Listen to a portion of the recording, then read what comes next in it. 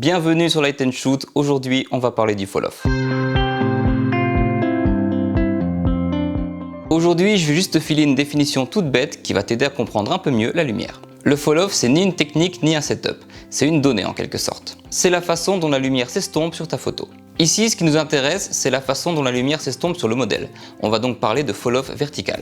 Dans cette vidéo je vais te montrer 3 photos. Sur chaque photo mon flash est placé de manière à éclairer parfaitement le visage d'Eva. Mais on va regarder précisément comment se comporte la lumière sur le reste de son corps. Le fall-off quoi. Pour la première photo, j'ai placé une boîte 60-90 à environ 2 mètres d'Eva en hauteur plongeant sur elle. La boîte 60-90 me donne une lumière douce et diffuse. Ici on voit que la photo est plutôt bien équilibrée. Le visage d'Eva reçoit plus de lumière que son ventre, mais l'écart de luminosité n'est pas très violent. Ici on a donc un fall-off lent, la lumière s'estompe petit à petit. Du coup, comment agir sur le fall-off? En gardant le même matériel, on agit sur le fall-off en déplaçant la source. Plus la source est loin du modèle, plus le fall-off sera lent. La lumière sera plus homogène quoi. Parce que ça éclaire plus large en fait, c'est tout. Et au contraire, plus la source est proche du modèle, plus le fall-off sera rapide. On passera beaucoup plus vite de la partie la plus éclairée de la photo aux teintes les plus sombres. La photo sera plus contrastée. Pour la deuxième photo, j'ai donc simplement rapproché la boîte à lumière d'Eva.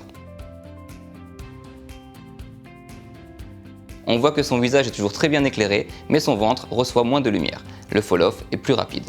Regarde la différence. Sur la deuxième photo, la lumière paraît plus concentrée sur son visage. Et si tu veux savoir pourquoi le fond est devenu gris alors que le matos utilisé est le même et qu'Eva n'a pas changé de place, va voir cette vidéo. Donc on vient de voir qu'on peut gérer le fall-off avec le même modeler en changeant la distance de la source par rapport au modèle.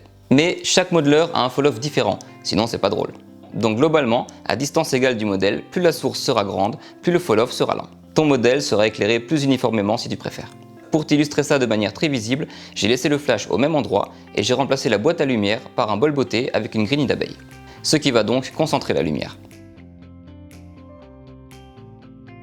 Regarde comme la lumière s'estompe très vite. Sur cette photo, je t'ai cadré les jambes d'Eva pour te montrer qu'elles ne reçoivent quasiment aucune lumière. Ici, le fall-off est donc rapide.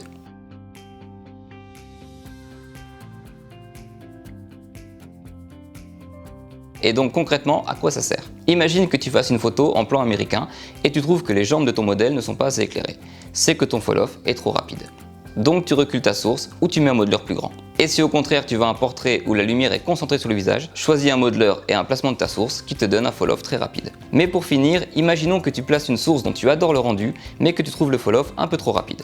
Comme si par exemple sur cette photo, j'adore l'éclairage du visage, mais je trouve les jambes beaucoup trop sombres. Si je change de modeler ou le placement de ma source, la lumière va changer. Dans ce cas, il est possible d'ajouter une source de lumière pour contrôler le fall-off. Mais ça, on le verra dans une prochaine vidéo.